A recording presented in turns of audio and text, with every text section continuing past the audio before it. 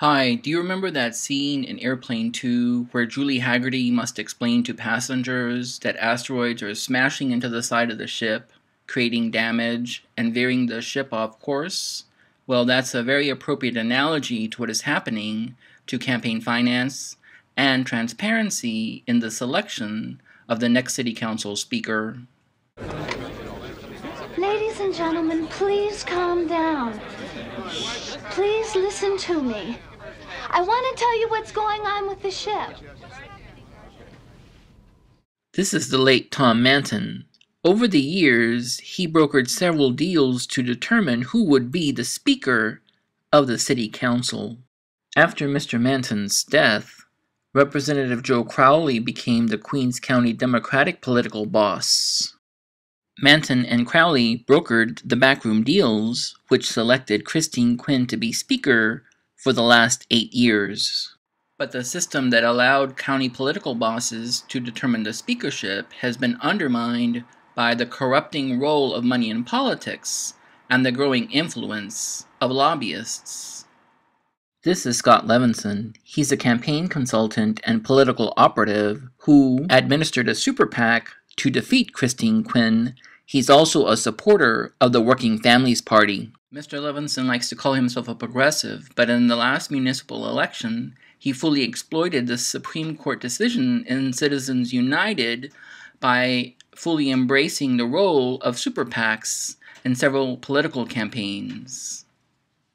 2013 will go down as a Rubicon in the introduction of independent spending here.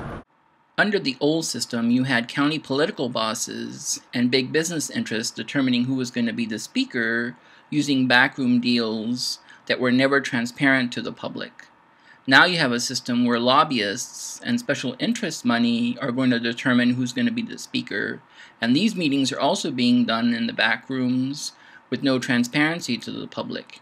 Under both systems, the electioneering that went into determining who was going to be the speaker didn't have to be reported to the Campaign Finance Board. We all know that Citizens United was a bad decision for democracy. The damage caused by unlimited spending in political campaigns reminds me of the release of a monster in another movie, Clash of the Titans. Release the Kraken!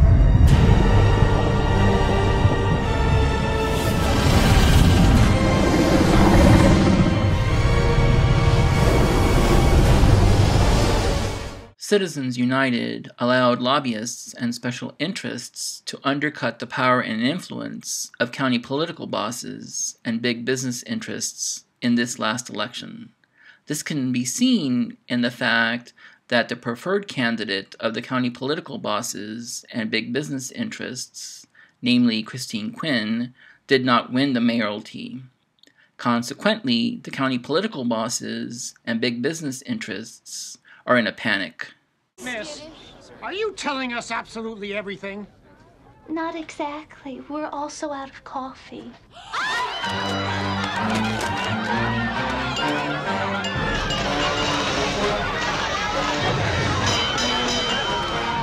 Listen to me. Your crew is in complete control of the situation.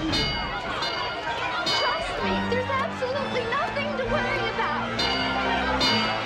Amidst this panic, the public only sees tranquil candidate forums where the issues discussed will have no impact on the backroom deals that will select the next speaker. And big business has a lobbyist who supports the big business candidate for speaker.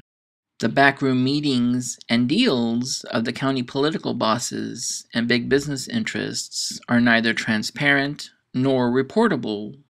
And the same thing goes for the lobbyists who are opposing the county political bosses and big business interests. This is Bill Lipton, the state director for the Working Families Party. 2 weeks ago, he sent an email to the membership promoting reforms of the New York State's campaign finance system. With fair elections, politicians can work for the people who voted for them, not the people who cut the biggest checks, he wrote. There's something disingenuous about Bill Lipton's email, and that is every politician, on the right and the left, benefited from the exploitation of super PACs in the last election.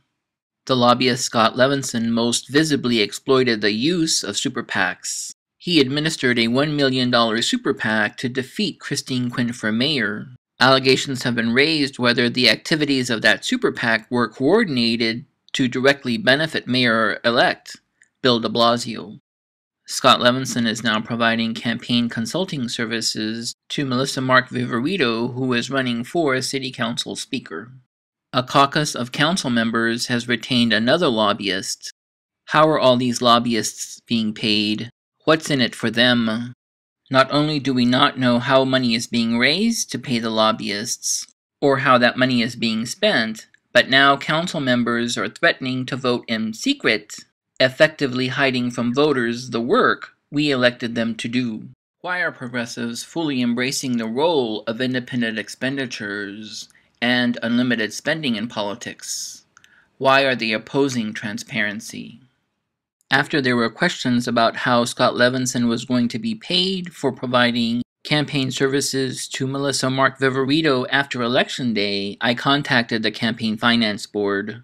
I reminded the Campaign Finance Board that the last time a consultant provided questionable services to a candidate, it was an early indicator of corruption. In that example, the elected official, Alan Hevesy, went to jail, as did his campaign consultant, Hank Morris. I also told the Campaign Finance Board that there were eerie similarities between the Mark-Viverito-Levinson arrangement and the Hevesy-Morris arrangement.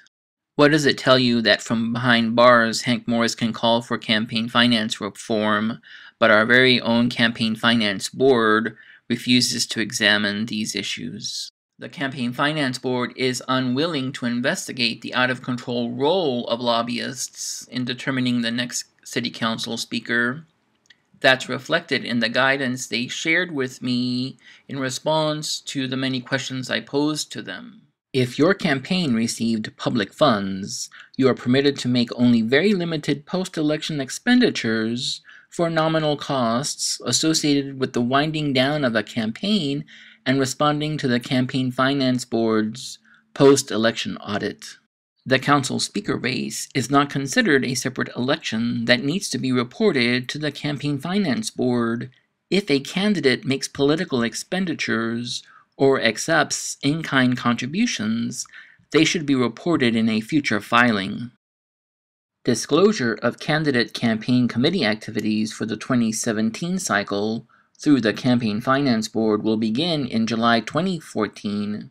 However, committees making political expenditures should disclose that spending through the State Board of Elections by January 15, 2014. Even though there have been reported allegations of coordinating possible double-dipping and efforts to skirt disclosure by Scott Levinson, the Campaign Finance Board refuses to investigate. Because we have lobbyists and special interests fully embracing the role of independent expenditures and unlimited spending in selecting the next speaker, we don't stand a chance at ending the role of money in politics. And it almost doesn't matter who selects the speaker. At the end of the day, we don't even have the Campaign Finance Board on our side to demand transparency and reporting of the electioneering payments that's going to determine the next speaker. I don't know how to completely overturn Citizens United, but to begin to eliminate some of its worst aspects in our municipal elections, here are some of my recommendations. Begin by reforming the Do-Nothing Campaign Finance Board. Pressure progressives to enforce transparency. Improve speakership electioneering reporting. End reporting loopholes that allow subcontractors to not be reported. And end the provision of free campaign services, including for the speakership. Or we could do nothing, wait and see which of the current crop of politicians and lobbyists get convicted of fraud, go to jail, and eventually call for campaign finance reform from behind bars.